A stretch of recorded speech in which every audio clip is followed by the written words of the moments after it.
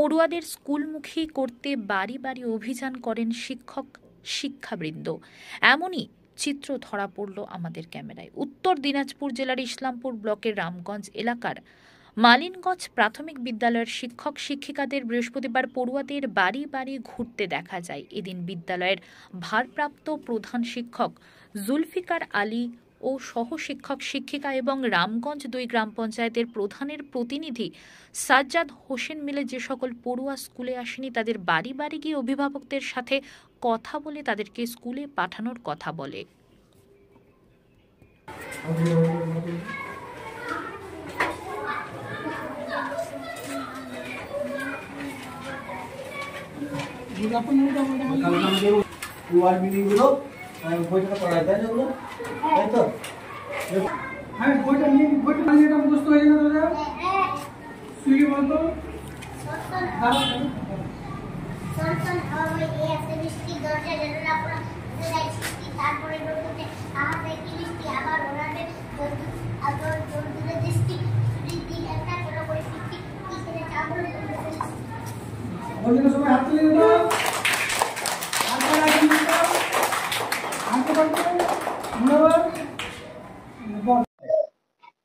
কারণটা হচ্ছে যে আজকে আমি যখন স্কুলে আসি মোটামুটি 10:50-এর দিকে, তো তখন বাচ্চা ছিল নিয়ার অ্যাবাউট 87-এর কাছাকাছি ছিল আমি যা দেখলাম।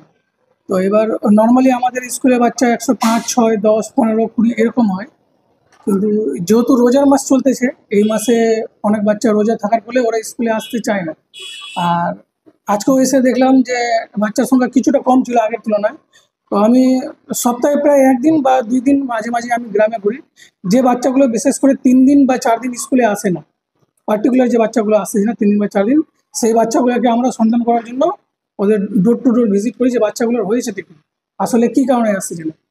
তো সেই কারণেই আজকে গিয়েছিলাম। প্লাস সামনের মাসে যেহেতু বাচ্চাদের প্রথম পর্ব মূল্যায়নটা আছে, তো বাচ্চারা যত বেশি স্কুলে আসবে তত বেশি করে জিনিসগুলো শিখতে পারবে এবং তারা ভালো করে পরীক্ষাটাও দিতে পারবে। সেই কারণে আমি ডোর টু ডোর ভিজিট করতেছিলাম যে বাচ্চারা কেন আসে না। কিরকম ছাড়া পাওয়া গেল কি জানাচ্ছে কেন আসছে না? দেখেন, এখানে আমাদের স্কুলের যে বাচ্চারা আছে এরা বেশিরভাগ হচ্ছে ফার্স্ট জেনারেশন লার্নার, আর গার্জিয়ানরা ম্যাক্সিমাম দিন কামায় দিন খায়। তো বিশেষ কিছু গার্জেনের কাছ থেকে জানতে পারলাম যে গার্জেনরা ওরা সকালে কাজে বেরিয়ে গিয়েছিল, আর পাশাপাশি 2টো মাদ্রাসা আছে 2 দিকে। মাদ্রাসা ওদের মর্নিংয়ে চলে, এখানকার যে মৌলভী সাহেব বা কারি সাহেব আছে ওনার সঙ্গে আমার কথা হয় প্রায়, উনি বাচ্চাদের 10:30-10টার মধ্যে ছেড়ে দেয়।